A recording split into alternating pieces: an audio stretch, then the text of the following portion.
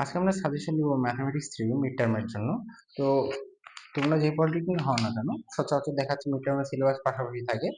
তো মিড টার্মের জন্য সচরাচর 1 থেকে পঞ্চম অধ্যায় পরীক্ষা হয়ে থাকে পরিমিতি থেকে, ঠিক আছে। তারপরে এখানে জ্যামিতি থেকে কনিক হয়ে থাকে এবং ক্যালকুলাস থেকে 11 ও 12 নম্বর অধ্যায়টা পরীক্ষা হয়ে থাকে। তো আমরা আজকে এই প্রত্যেকটা অধ্যায়েরই সাজেশন দিয়ে দেবো। তো তোমাদের বলে রাখি, ম্যাথমেটিক্স 3 বই তোমরা চাইলে 3 থেকে 4 দিনে কভার করে দিতে পারবা। পুরোটাই নির্ভর করছে তোমরা সূত্রগুলা কত তাড়াতাড়ি মুখস্থ করতে পারো। এই বই পুরো সূত্রের উপর ডিপেন্ডেন্ট। হ্যাঁ, তো তোমরা যত তাড়াতাড়ি সূত্র মুখস্থ করতে পারবা তত তাড়াতাড়ি তোমাদের এই শেষ হবে। তো আমরা চলে আসলাম প্রথম অধ্যায়। প্রথম অধ্যায় দেখো, এটা দাগানোই আছে। তোমরা উদাহরণ 1 2 করার দরকার নাই, দাগানো থাকবে। তোমরা উদাহরণ 5 করবা, উদাহরণ 5, ঠিক আছে।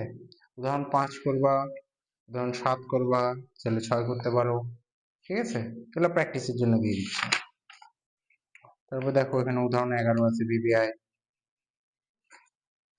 তারপরে এদিকে আর তেমন কিছু করতে হবে না।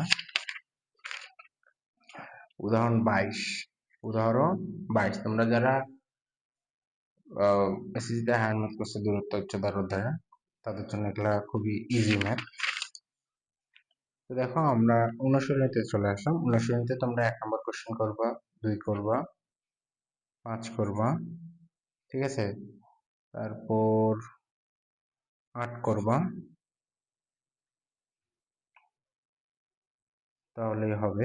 আর এদিক থেকে 16 নম্বর কোশ্চেনটা করবা, 21, তাহলে আসলে মিড টার্মের জন্য অতি সংযুক্ত এক অধ্যায় দিয়ে শেষ। এগুলো প্র্যাকটিস, আরো কম দিলেও হইতো, কিন্তু প্র্যাকটিসের জন্য একটু বেশি দিছে। তো সংক্ষিপ্ত কোশ্চেন এক অধ্যায়ে তোমরা যেটা করবা, 4 নম্বর কোশ্চেনটা করে ফেলবা, 5 নাম্বারটা করে ফেলবা, 9 করবা। এগুলা কিন্তু তোমরা তোমাদের যে উদাহরণগুলো দেখা দিলাম ওগুলো সিমিলার, ঠিক আছে। 9 পরে এই অধ্যায় থেকে আর তেমন কোনো কিছু নাই করার মতো। তারপরে তোমরা এখানে 25 নাম্বারটা করবা, আমি নতুন হক বই দেখাচ্ছি। 32 নাম্বারটা করবা, এবং আর কোনো কিছু দেখতেছি না তেমন ইম্পর্টেন্ট, ঠিক আছে। আমরা 2 এর কয়ে চলে যাবো। 2 এর কয়ে তোমরা আমরা একদম অনুশীলনীতে চলে আসি। অনুশীলনীতে তোমরা 1 2, তারপরে এখানে 6, তারপরে 9 10, তারপরে 17 18 21, এগুলো প্রত্যেকটা জাস্ট দেখবা। হ্যাঁ, এগুলো এতগুলো দিচ্ছি 30, এগুলো করলে তোমার 100% কমন, ঠিক আছে। 100% এগুলা কেউ আটকাতে পারবে না, যে কোনো পলিটেকনিকে হও না কেন। রচনামূলক কোশ্চেন মানে 8 নম্বরটা, আর হ্যাঁ 8 নম্বরটা করলেই না, ঠিক আছে। এখন আমরা চলে আসলাম 2 এর ক্ষয়। 2 এর ক্ষয়ের জন্য তোমরা পড়তে পারো যেটা, সেটা হচ্ছে উদাহরণ 2, নতুন হবে উদাহরণ 2। তারপরে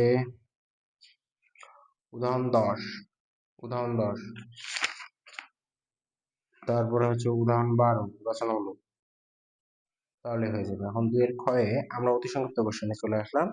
অতি সংক্ষিপ্ত কোশ্চেন তোমরা যেটা পড়তে পারো সেটা হচ্ছে 1 নম্বর, তারপর 4 নম্বর। তোমরা যদি এই অধ্যায়ের সূত্রগুলো পড়ো তাহলে অতি সংক্ষিপ্ত এগুলো তোমাদের কাছে কোনো কিচ্ছু মনে হবে না। 10 নম্বর, 12 নম্বর, ঠিক আছে। তারপর 15, তাহলেই হবে। এখন দেখো সংক্ষিপ্ত কোশ্চেন যেগুলা, সংক্ষিপ্ত কোশ্চেনের জন্য তোমরা যেটা পড়বা, 3 নম্বর কোশ্চেনটা পড়বা, 7 নম্বর কোশ্চেনটা পড়বা, 13 নম্বরটা করতে পারো, তাহলেই হবে। রচনামূলক যদি দেখি, রচনামূলক এখানে 21 নম্বরটা করতে পারো, তার সাথে 25 নম্বরটা করবা মাস্ট, বাকি হলো একই রকম, ঠিক আছে। এই কয়েকটা অবশ্যই করবা, এই দুইটা। এখন আমরা চলে আসলাম তৃতীয় অধ্যায়। তৃতীয় অধ্যায় উদাহরণ 1, উদাহরণ 3, তারপরে উদাহরণ 9,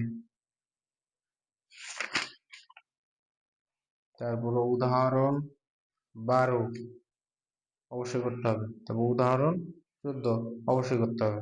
ঠিক আছে, অনুশীলনীতে 1 নাম্বার, তারপরে 4, 5,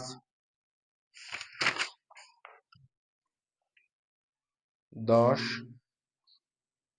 13, 15 এই কয়েকটা করলে তোমাদের হয়ে যাবে অতি সংক্ষিপ্ত কোশ্চেন। সংক্ষিপ্ত কোশ্চেন দেখো, সংক্ষিপ্ত কোশ্চেন 1 নাম্বার, 3 নাম্বার এবং রচনামূলক কোশ্চেন এখান থেকে তোমরা যদি করো 18 নাম্বারটা করবা তাহলে হয়ে যাবে। ঠিক আছে, কারণ আমরা চতুর্থ অধ্যায় চলে আসবো পরিমিতির।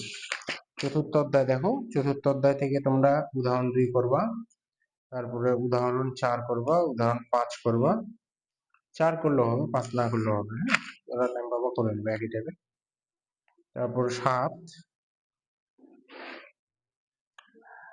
তারপর এখানে 11 বৃত্তকলা দেখে নিতে পারো। এটা হচ্ছে ফুল সাজেশন। এখন রচনামূলকের মধ্যে থেকে 19 নাম্বারটা খুবই ইম্পর্টেন্ট, রচনামূলক 19 নাম্বারটা। এখন আমরা অতি সংক্ষিপ্ত কোশ্চেন যাব, 4, 6, 9, ওকে, 11, 15,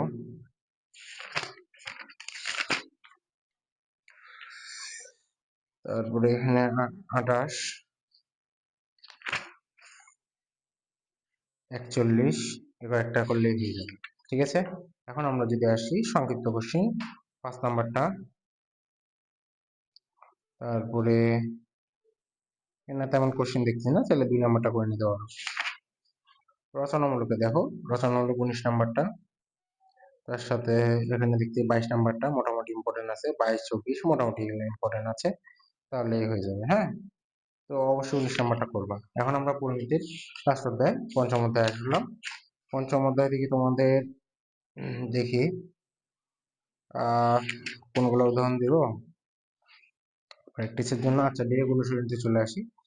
তোমরা 3 নাম্বারটা অবশ্যই করবা অতি সংক্ষিপ্ত, 5 নাম্বার করবা, 7 নাম্বার করবা, 10 করবা। ঠিক আছে, সংক্ষিপ্ত কোশ্চেন দেখো, সংক্ষিপ্ত কোশ্চেন 1 করতে পারো, 2, তার সাথে এখানে 8, 13। ঠিক আছে, রচনামূলক কোশ্চেন 21 নম্বর ঢাকনা সহ ভিভিআই ব্যাংক। ঠিক আছে, ভেরি ভেরি ইম্পর্টেন্ট। তো এই ম্যাথটা করলেই হয়ে যাবে। ধরে নাও এটা চলে আসছে ম্যাথটা যদি আসে এই অধ্যায় থেকে। এখন আমরা চলে আসবো জ্যামিতি অংশে। তো জ্যামিতির এই অধ্যায়টা অনেক ইম্পর্টেন্ট, খুব ঠান্ডা মাথায় করবা।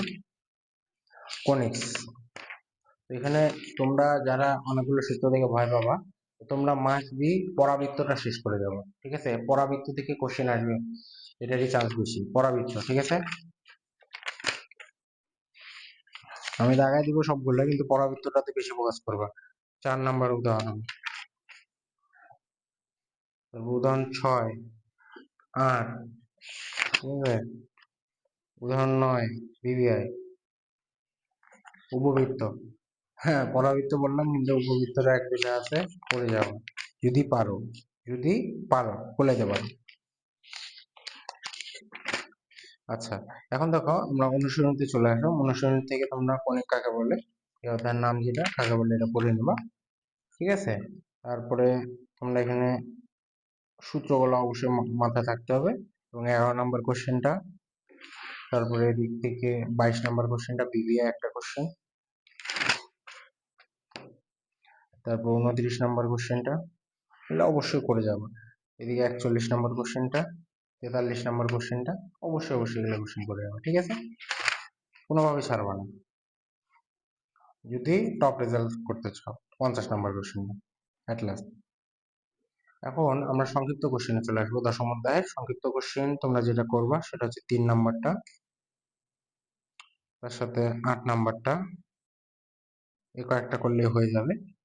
আর রচনামূলক কোশ্চেনের জন্য তোমরা যেটা করবা 21 নাম্বারটা বলতে পারো যে চলে আসে একদম বিবিআই। তার সাথে তোমরা করতে পারো, দেখি কিছু দেওয়া যায় নাকি আর। হ্যাঁ, 32 নম্বরটা তাহলে হবে। ঠিক আছে, এখন আমরা চলে আসবো ক্যালকুলাসে। ক্যালকুলাসে তোমাদের এখানে মোটামুটি দুটো অধ্যায় থাকবে, 11 আর 12। উদাহরণ 1 করবা।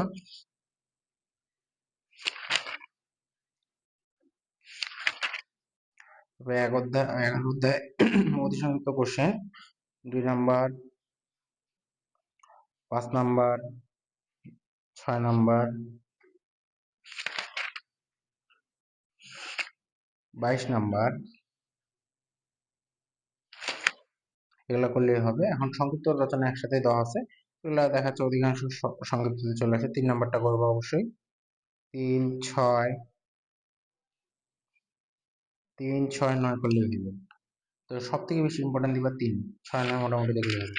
12 অধ্যায়, 12 অধ্যায় তোমরা উদাহরণ 2 মাস্ট না করে পরীক্ষা হলে যাবো না, 2, 3 না করে পরীক্ষা হলে যাওয়া যাবে না। ঠিক আছে, বাদ গেলে কিছু না। 12 অধ্যায় অতি সংক্ষিপ্ত কোশ্চেন 1 নাম্বার। তারপরে কত কোশ্চেন এটা, 6 নাম্বার।